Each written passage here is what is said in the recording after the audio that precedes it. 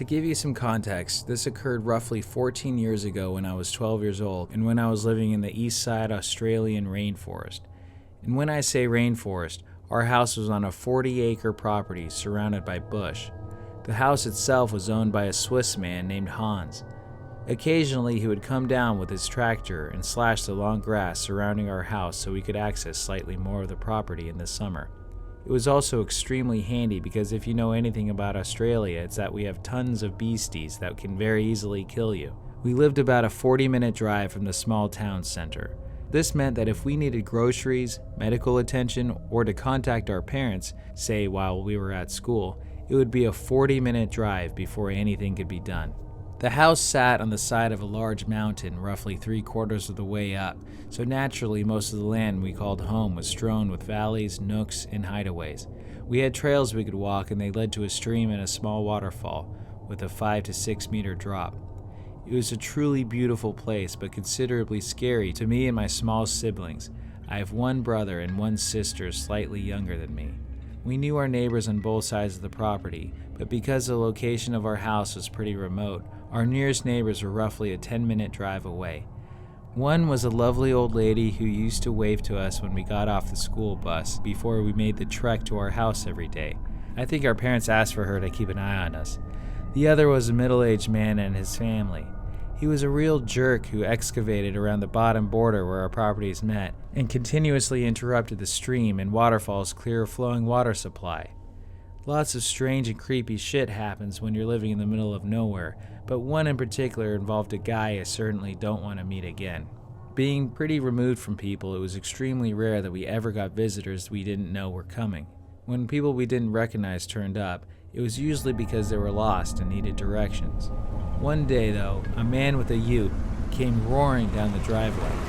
I remember running inside to tell my dad someone weird was here. He immediately walked outside to see who this unwanted guest was. A little background about my dad. He's literally the most hardcore person you will ever meet. He has one leg after having it amputated earlier in his life after being in an accident on a motorcycle while he was running from the police. He was in the Navy and was brought up in a very strict household. He had grown up in a very rough part in Sydney's West End, so he had some pretty shady contacts too. In short, he's someone you really wouldn't want to fuck with. I wouldn't be surprised if he had killed someone in his life prior to having kids. Anyway, my dad goes outside to see what all the commotion is about while my mom keeps us inside, being protective. The man has a large red-furred dog in the back of his car that looks like a German Shepherd cross. It snarled at my dad but immediately cowered when this stranger told it to shut up. Our own dog Millie, renowned beast killer just for the record, was snarling and going ballistic while being chained up to the house. "Hi, my name is John." The way the man spoke was like he was a salesman, a really slick and smooth guy who on the outside seemed friendly but with the overtone of wanting something. My dad immediately responded with, "So what the fuck are you doing here then, John?" The man was taken aback, obviously not used to dealing with someone as hostile as my dad. They then talked for a while and I could hear my dad talking with a sense of confusion about whatever the man had to say. I did overhear my dad say, "What the fuck are you thinking? Just call the cops." I found out later that the lovely old lady next to us had died. Apparently John was on the other side of her property and went to visit her and found her dead. He also asked my dad if they should move the body to make it easier for police to investigate. This is obviously why my dad was telling the man to call the police immediately. Anyway, later that night the police showed up to make a statement with my dad and John, who was hanging around our house until the police arrived. I remember my dad pulling an officer aside and explaining that John wanted to move the body when they first arrived. P.S. The reason I now know all this is from asking my mother at the time and my father some years later. The police left without any more questions as it looked like she had died from natural causes. John was still at our house. I found him to be a very unsettling person. The way he smiled, the dark of his eyes, he was unfamiliar but acting like he was one of us. I remember it was a school night and I was trying to watch TV and he was playing songs on his guitar with my mom and dad at the table. I was angry because he was ruining my shows and I told my mom I wanted him to go and I thought he was weird. She smiled and told me she felt the same and told me I should go to bed. The next day, things seemed normal. Went to school, came home. Not seeing the familiar, friendly face of the old woman stung a bit on my way past her house. It felt strange, and I hoped before she passed, she knew her family loved her. I was a bit sad on the walk home, until halfway down the driveway I noticed John's ute again, parked out in front of our house. I watched closer and was greeted by his dog Rusty. I walked outside with my dad and I heard him call Rusty to his car as he was leaving. Apparently he was borrowing tools from my dad. He left and waved goodbye like he was someone that I was going to miss. Again, that sense of overfamiliarity made me feel uncomfortable. I didn't know this man. I didn't like this man, and I was hoping he would never come down our driveway again. My dad then pulled me aside and asked what I thought of John. I labeled him a weirdo and told my dad I was hoping he wouldn't come back. For the second night in a row, when John returned Dad's tools, he was sitting in our house playing guitar and annoying everyone. My mom and dad were visibly unimpressed by the situation. I heard my mom and dad argue about him hanging around until eventually my dad told him he needed to leave, as it was time for us to go to bed. He insisted it was early and he tried to make an excuse to stay. I found that very odd. I was polite enough to know when someone didn't want me around, so why didn't this man? Or if he did know, why wouldn't he leave? After ushering him out, my mom and dad had a big talk in their room, and my dad told us all that we didn't like John, that he was going to ask him not to come over anymore, and if we saw John again, immediately tell him. The next day was a Saturday, so we were going to blow up our cheap inflatable pool and go for a swim, as it was pretty warm. Around 11 a.m., the sound of a car thundering down the driveway alerts me and I go outside. I run back inside to tell my dad that John is back.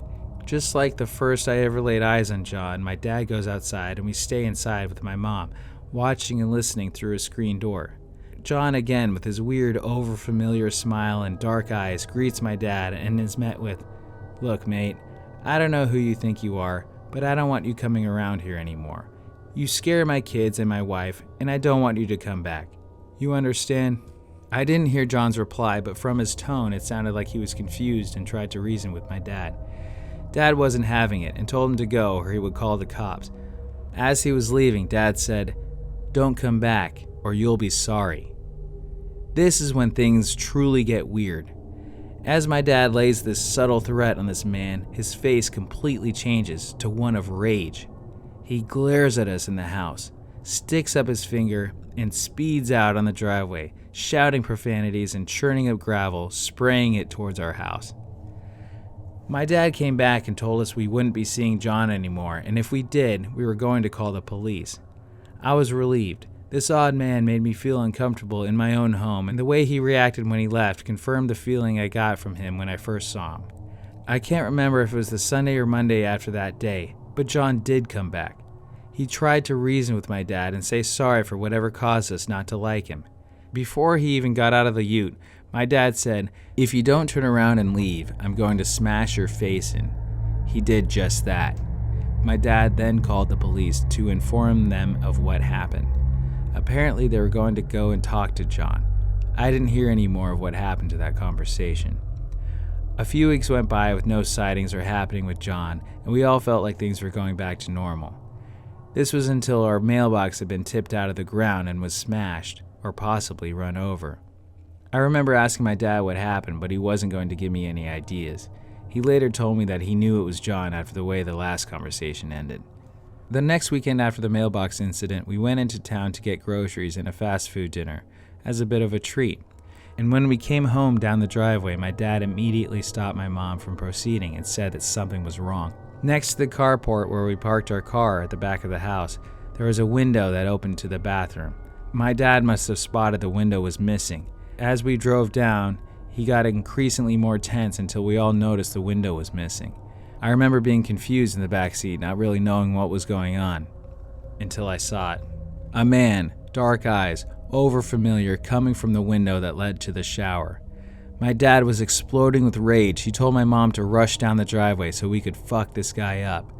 The man proceeded to escape the window and run down the back of our property into thick lantana, a really thorny shrub-like plant. My dad, being only having one leg, let Millie loose as she was going ballistic tied up to the house. She raced down the lantana engulfed hill into the darkness. She came back with nothing. My dad went out with his flashlight and couldn't find anything either. I'm not sure if anyone slept that night. None of our possessions had been stolen or even moved. We must have caught this man just as he was entering our house. The police came the next day and searched for fingerprints with no avail.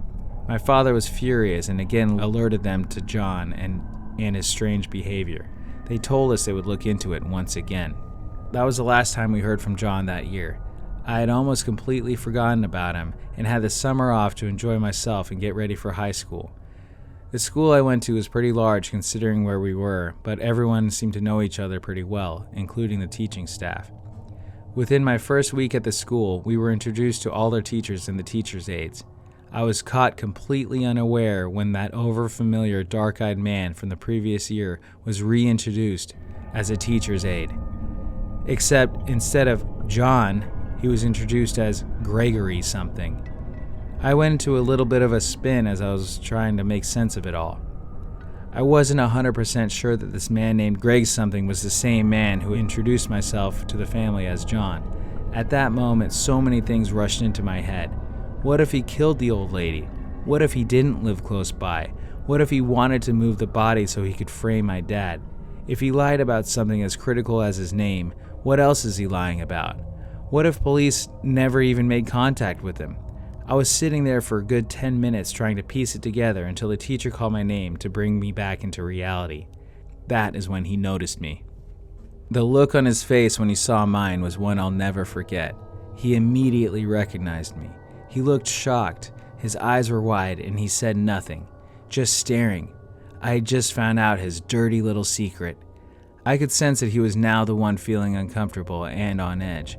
Later that day, I rushed home to tell my dad who I had found. He was shocked and repeatedly asked, was I sure?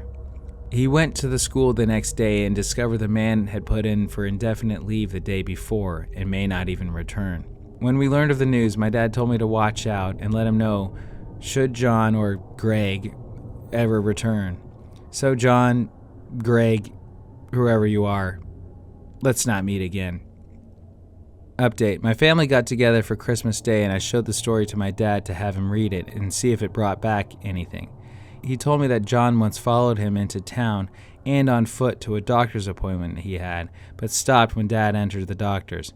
He also told me he considered killing him if he came back to the house, and that he also suspected the old lady had possibly been killed by John. Apparently, she had a bit of a backstory too, according to Dad.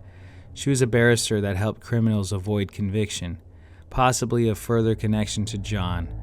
But, yeah. Any theories? Leave them in the comments below. And remember to like and subscribe.